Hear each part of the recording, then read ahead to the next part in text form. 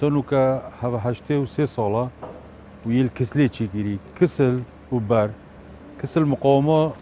ظروف الجوي نوكتن ووقت بورون ليد داتن عن بوروناكا مثلا حمصي بيتن دي تيك داتن قالك جي ما ترسيبي مكبنا سر خلقكي اجو دو شنورت اوكري بيروبي اوتا دوري هايفاكي ام بيفا دل ما ترسيه خلوز بيتن هندك جيما وك انقاذكي بو قشليه تشيكي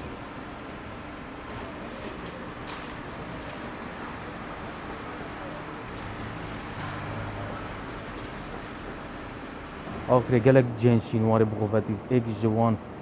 شینوارا کو قشل آخر آواهی که کلتوری شینوار دیرو که وقت گره بریاد چندین سالا دکویت سنتر بازار آخر گلو گازن دخل که دزورن لو ما یافره کو اف قشله بشوی که زانستیانه و لدی فرین مایه شینوار بتن روزن که نوا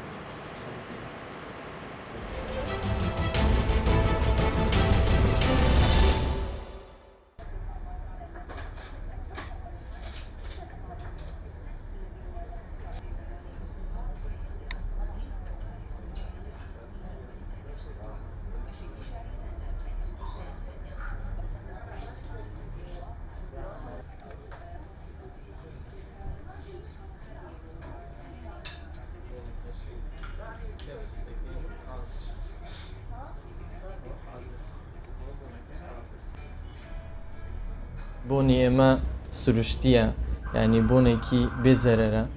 بونه کانشی یعنی مانو یعنی لبونه کانی مرکز یعنی زورتر دمینه چون که سرشتیه یعنی شتی زور باشه بزرره بونه کانی اما لدره ودین زوربای لفرانسینه زوربای بونه کانی اما فرانسیه چون که خلکی اما زور حزی لبونی فرانسیه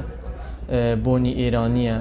بونی ترکیه بونی اسپانیه زوربای زوری خلکی اما حزی لبونی فرانسیه چون که فرانسی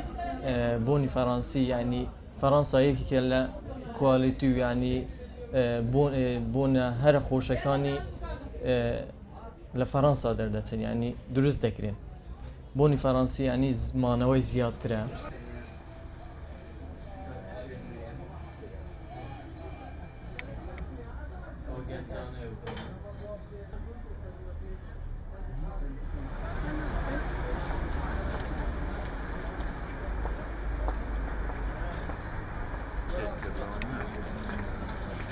ببردوام مشتری او برادرم ليرة لبون فروشياس بله بونی سروشتی زور خوشی هیا که بونکانیشی براستی بونی زور خوش نوا ما وکی زور امنیتوا بوی ببردوام دملای او برادرم بونی نکم زیاتر بونی فرانسی اکرم او بونانی که زیاتر امنیتوا و بدورو برتا بلا ابیتوا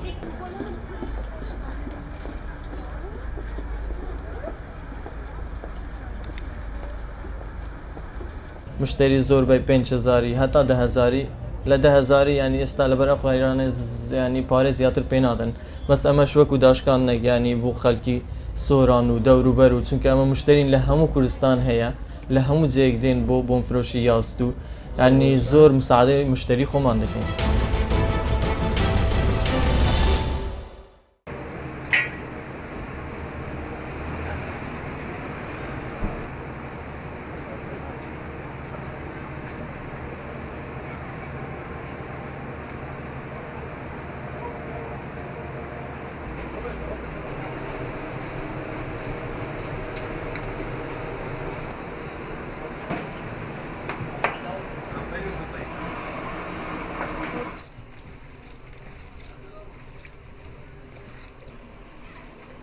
لحم عجين أكلة تركية قديمة